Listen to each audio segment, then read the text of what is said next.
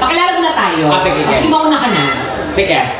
Mauna ka na. Mauna ka na nga. Hindi, mauna ka na. Mauna ka na. Mauna ka na. Sinabi na mo, aya ka na lang, mauna ka na. Mauna ka na. Mauna ka na. Kami bahala sa bulaklak, sa kape, sa biscuit, mauna ka na. Galing na ako doon, tinanggihan ako kaya ikaw doon mauna.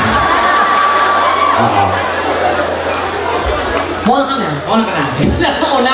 Sige, mauna ka. Sinabi na mauna. Mauna ka. Sinabi ko na mauna ka na. Kanina Mauna ka, sundan mo. Tapos ako ka nagpakilala kanina. Yun na. Inanon mo. Ikaw na mauna ka. Mas mauna ka na. Mauna ka. Mauna ka na! Kanina ka pang pangit ka!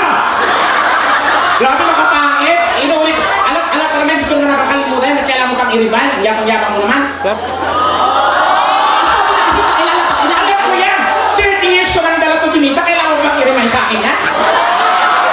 Alam ko na pangit ako. Pero huwag kayong magkalala dahil hindi lahat tayo ginawa ng Diyos na equal.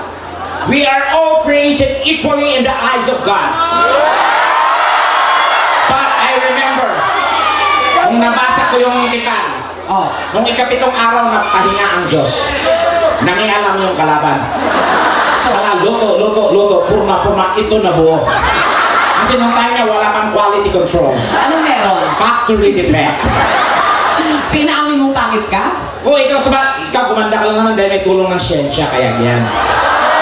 Teka lang, kahit anong sabihin mo, wala Yeah. iwasay na Guys, nakakala. I wanna tell you, kung makita ninyo si Donita 5 years ago, nako, maiinis ka. Diyos ko.